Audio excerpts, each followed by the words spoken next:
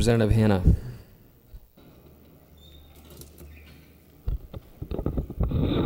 Thank you, Mr. Speaker. Question of the carrier, please. Question of the carrier, does he yield? I do. Thank you, Representative. I'm wondering if you consider OEB to be a provider through the health insurance exchange or will be a provider through the health insurance exchange. No, I mean, I do not see it as a provider to the health insurance exchange. Follow-up? Further question, does the carrier yield? Does the carrier yield? Oh, I'm sorry, yes. Thank you, Representative. How would you describe them then? What type of an entity would you describe them to be through the exchange? They're a parallel entity to the exchange, and the school boards that are currently not in OWEB would have the option of going into the marketplace at OWEB as opposed to the marketplace in the exchange. They're essentially two different marketplaces. Follow-up, Mr. Speaker? Further question, does the carrier yield? Yes. Thank you. Are they a licensed provider within the state of Oregon? No. At least I believe they're not. Thank you. If they were a provider, which I believe them to be a provider, and they're the only provider listed in the bill, why aren't other providers Is this a question of the listed? carrier? It is. Further question, does the carrier yield? Yes. Would you like Sorry. me to restate the question? I think I understand the question. There are, I believe, 9 different providers that are offered within the marketplace that's OWEB. Just as the exchange will be a marketplace, and it'll have maybe 15 different providers, I see them both as sort of malls with insurance stores in the mall.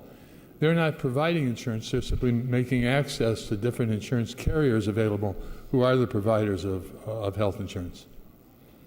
Follow-up? Further question, does the carrier yield? Yes.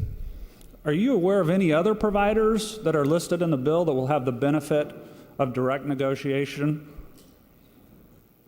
I'm not aware of any providers that have a relationship about direct negotiations, since I don't consider OEB a provider. Thank you. To the bill. To the bill.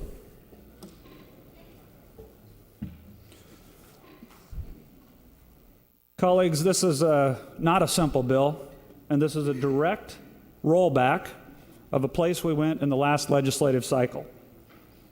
House Bill 4164 passed during the 2012 session on a 55-5 vote here and a 26-4 vote in the Senate.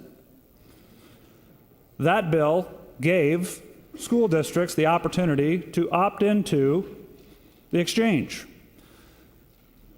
In addition, a great deal of discussion was given to the federal waiver, which would allow groups larger than 100 to get in specifically so that we could give school districts the option of being competitively bid through the exchange. The intent behind the current ORS language was simple, really simple. Allow school districts greater flexibility and choice in choosing health insurance plans, and in turn, providers. Most of us like to talk about how expensive health insurance is. We all like to talk about how little money school districts have. House Bill 4164 gave us an opportunity to give those districts a conversation about both. A double win. The previous legislative process took a step in the right direction and said, let's allow districts to look into the exchange. And here we are talking about taking a major step backwards. By giving OEB the ability as a provider to veto plans, this language in this current bill has the effect of the fox guarding the hen house. They would be one of the only listed providers who provide plans who had to be negotiated with and whose price had to be exactly the same inside or outside of the exchange. Where's the competitive bid in that? In fact, where's the competitive spirit in that? if what you say is you must agree on the same price in as out. We're not just talking about somebody who deals with health insurance plans. I believe, contrary to the carrier's comments, we are talking about a provider. We're talking about making a change to a legislative bill about a process which hasn't even fully started yet. Why are we changing before we've given it an opportunity to prove itself?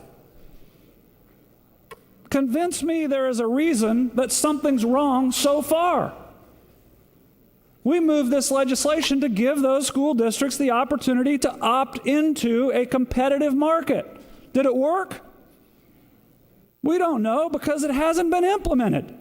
And yet we're willing to step forward and change already and give one carrier that competitive advantage.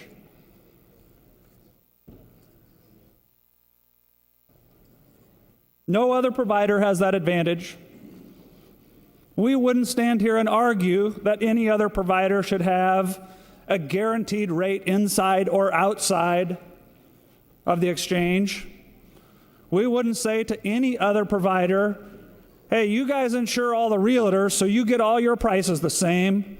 You insure all the fuel dealers, you get your prices the same. But for some reason, we're going to say to this group, you do school districts, so we're going to let you have identical pricing inside or outside the exchange. And we're going to let you do the agreement. Colleagues, if you were here during this last legislative session and you took the vote to move forward on a plan to save your school district's money, I look forward to you seeing that there is not necessary to back away from what we've done. I look forward to you holding your word. I look forward to you walking the walk. Give your school districts some much needed flexibility to cut their rapidly rising health care costs and bid into an open market system. Please vote no on House Bill 2128.